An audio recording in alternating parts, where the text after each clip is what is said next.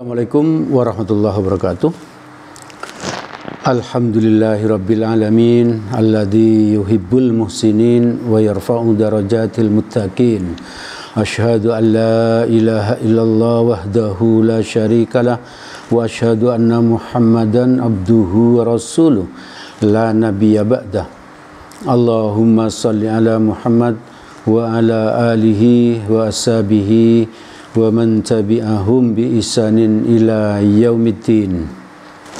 Jamaah Majelis Taklim yang dirahmati oleh Allah, mari kita senantiasa terus bersyukur kepada Allah karena Allah telah memilih kita untuk bisa hadir ke majelis ilmu ini, majelis yang sangat dibanggakan oleh Allah,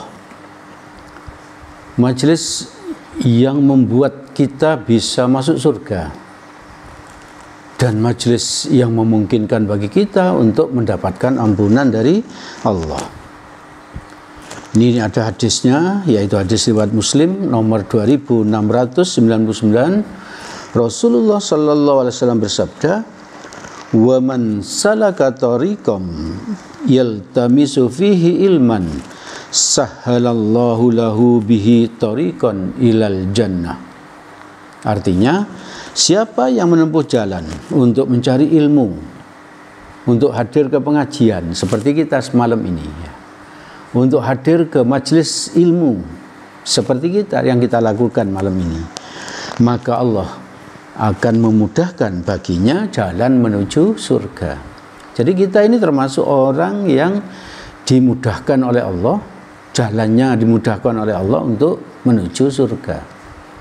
Maka kita bersyukur untuk itu, ya, kita sudah dipilih oleh Allah, dan kita berdoa kepada Allah agar kita bisa istiqomah hadir ke majelis ilmu, ya, sampai kita dicabut nyawa kelak.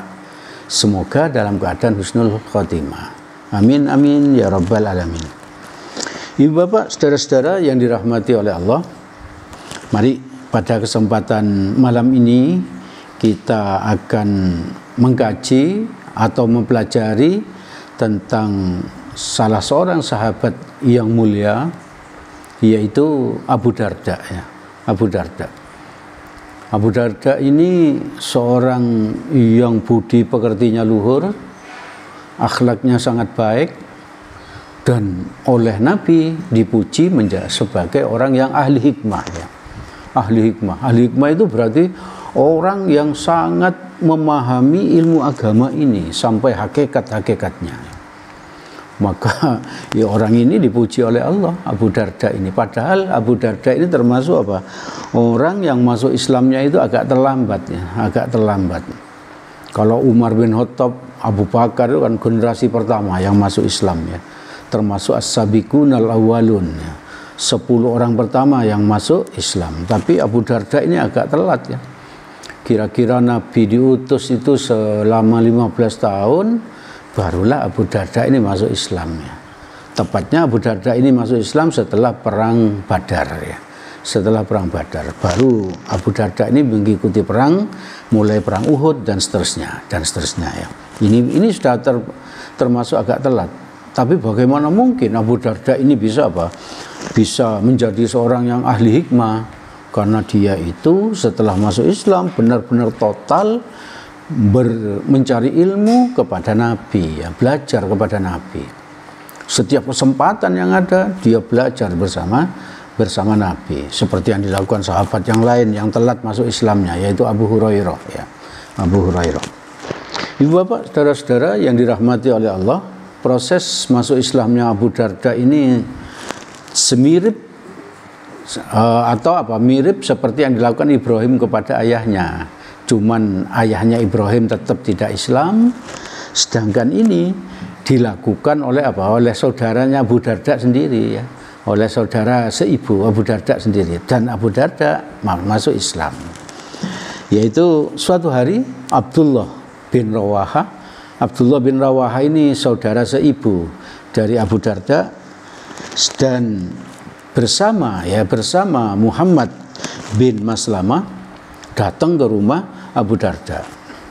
Karena saudara seibu, dia bebas saja masuk keluar masuk rumah dari Abu Darda. Saat itu Abu Darda nggak ada, sedang ke pasar. Abu Darda ini seorang pedagang, seorang pebisnis yang sangat sukses, kaya raya, kaya raya. Yang ada di rumah hanya Ummu Darda. Ummu Darda ini istrinya Abu Darda. Abu Darda itu adalah ayahnya Darda gitu ya. Ummu Darda ibunya Darda. Mereka suami istri ini punya anak bernama Darda. Lalu ini Abdullah bin Rawaha bersama Muhammad bin Maslamah ini menghancurkan patung yang ada di rumah Abu Darda. Menghancurkan patung. Patung ini tiap hari itu dirawat oleh Abu Darda, dikasih minyak wangi, lalu disembah. Lalu kalau mau pergi berdagang, beliau berdoa di hadapan patung ini. Sehingga menurut Abu Darda, dengan berdoa di depan patung itu, dia menjadi sukses, berdagangnya sukses, menjadi orang kaya. Tapi suatu hari oleh Abdullah bin Rawaha bersama Muhammad bin Maslamah ini, patung tadi dihancurkan, patung tadi dihancurkan, lalu ditinggalkan begitu saja, ditinggalkan begitu saja. Ketika pulang, Abu Darda melihat patungnya itu kok hancur, maka dengan marah dia bertanya kepada istrinya, siapa yang menghancurkan patungku ini?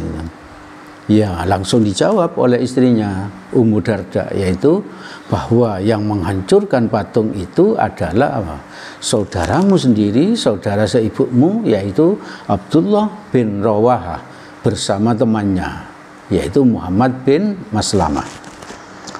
Maka dengan marah, kecewa, Abu Darda tadi mengambil patung tadi, lalu dia mengajak bicara patung itu. Karena dia seorang yang cerdik pandai, maka bertanyanya seperti ini, juga menampakkan bahwa pertanyaannya itu pandai. Patung yang hancur tadi itu ditanya, tidakkah engkau membela dirimu? Jadi dia bertanya kepada patung yang dianggap Tuhannya itu, tidakkah engkau membela dirimu, kamu dihancurkan kayak gini gitu. Lalu pertanyaan berikutnya, tidakkah engkau melawan mereka? Ya. Tentu saja patung itu tidak menjawab, yang patung saja kok, patung saja. Dan ini rezeki bagi siapa ini? Bagi Abu Darda. Karena apa? Karena di saat terjadi tanya jawab seperti itu, Allah menurunkan menurunkan hidayah dan taufiknya kepada Abu Darda. Karena patung tadi tidak menjawab, itu Allah memberikan kesadaran kepada siapa itu? Kepada Abu Darda, bahwa memang patung itu nggak bisa apa-apa ya. Berbicara aja nggak bisa, apalagi membela diri apabila dihancurkan oleh seseorang. Tidak bisa melawan ketika dibanting oleh orang lain, oleh seseorang. Nggak bisa melawan. Dan itu menimbulkan kesadaran bagi Abu Darda. Maka Abu Darda berpendapat dalam otaknya bahwa karena dia tidak bisa menjawab, karena patung tadi tidak bisa membela diri, maka menurut Abu Darda patung ini tidak pantas dijadikan Tuhan. Jadi pendapatnya seperti itu.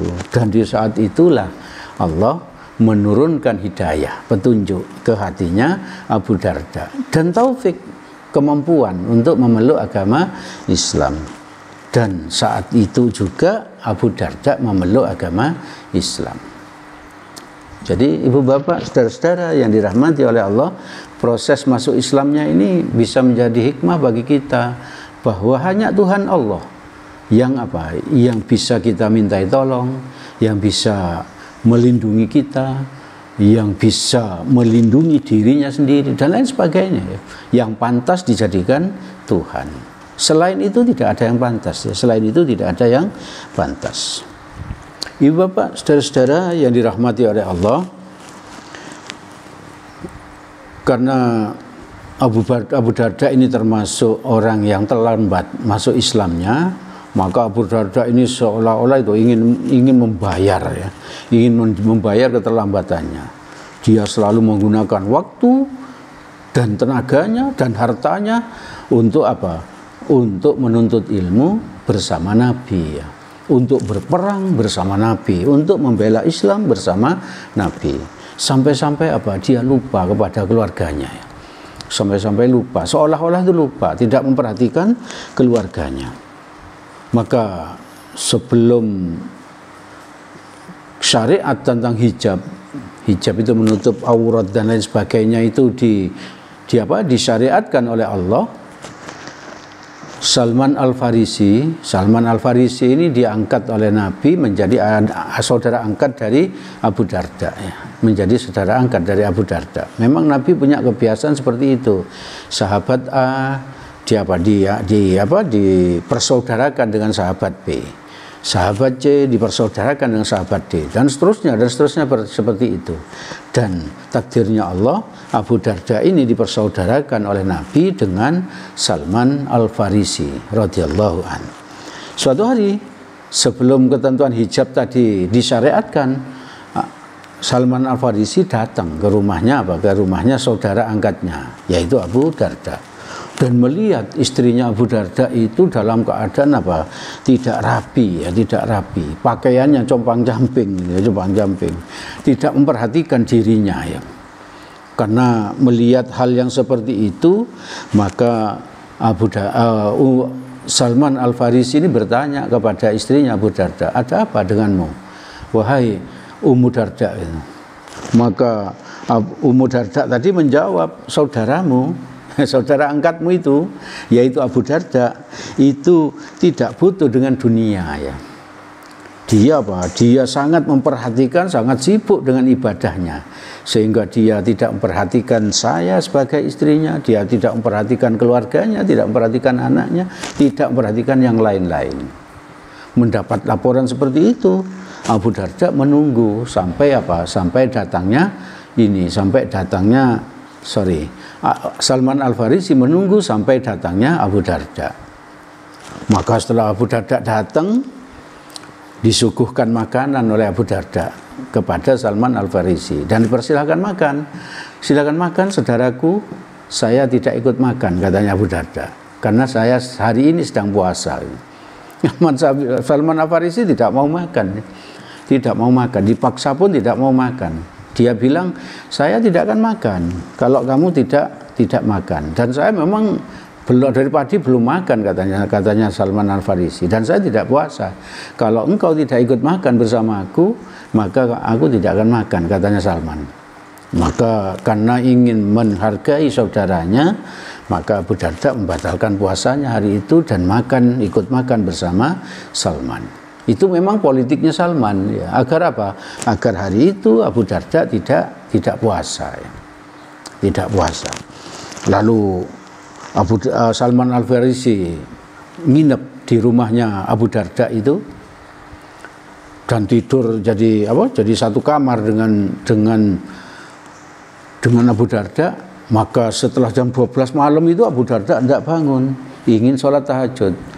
Oleh Salman Al-Farisi ditarik tangannya Abu Darda tadi. Tidurlah, katanya Salman, masih malam, ya. Belum waktunya kita ibadah. Maka Abu Darda menghargai tamunya, saudaranya, yaitu Salman. Dia tidur lagi. Jam 1 tidak bangun lagi, gitu, ya. Mau sholat. Oleh Salman Al-Farisi ditarik lagi, disuruh tidur lagi. Karena belum waktunya sholat, katanya Salman. Lalu Abu Darda ini tertidur sungguhan. Setelah kurang sepertiga malam, pada saat sepertiga malam terakhir, Salman Al-Farisi bangun dan membangunkan Abu Darda. Dia bilang kepada Abu Darda, ayo saudaraku, sekarang inilah waktunya kita ibadah kepada Allah, waktunya kita sholat tahajud. Maka mereka berdua sholat tahajud, witir, istighfar dan lain sebagainya yang biasa mereka lakukan. Lalu setelah sholat subuh berjamaah, mereka Salman Al-Farisi ini langsung semacam menasihati Abu Darda, ya, Abu Darda. Kenapa kok dinasihati? Karena tadi itu loh, kalau malam dia sibuk sholat malam, kalau siang dia sibuk berpuasa. Maka oleh Salman Al-Farisi, Abu Darda dinasihati.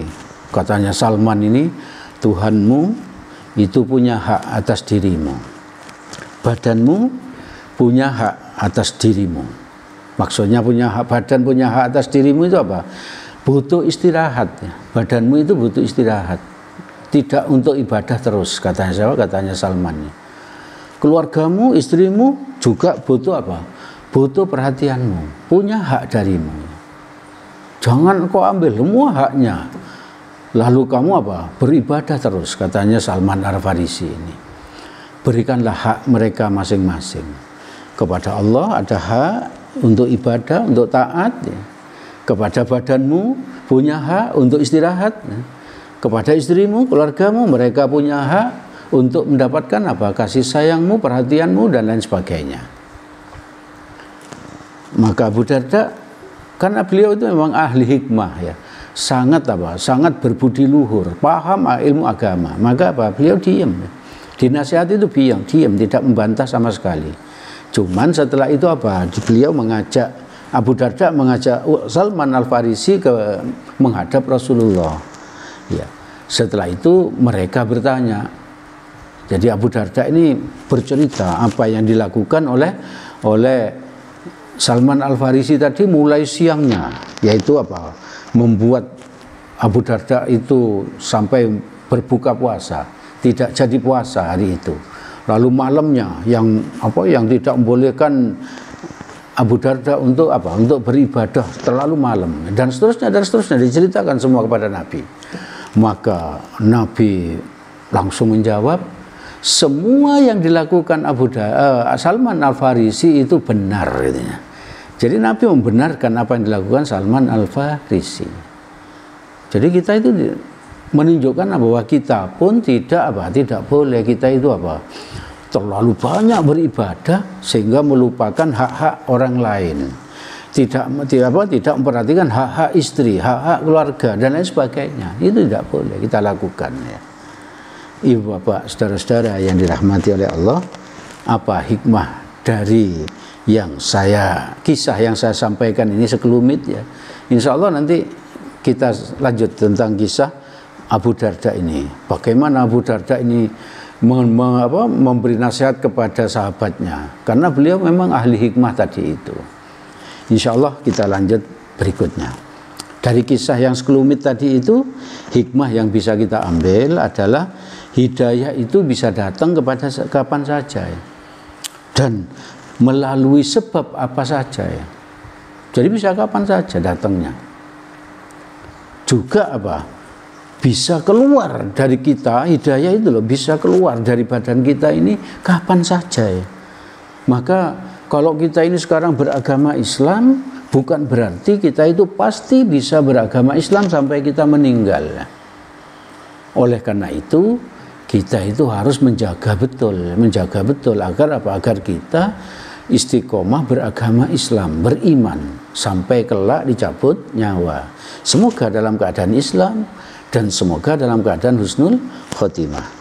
Maka itu kita berusaha terus untuk ngecas iman kita. Dengan cara apa? Dengan cara zikrullah, sering mengingat nama Allah. Dengan cara berdoa kepada Allah. Dengan cara hadir ke majelis ilmu seperti ini. Itu berarti kita ngecas iman kita. Dan juga berdoa. Apa doanya?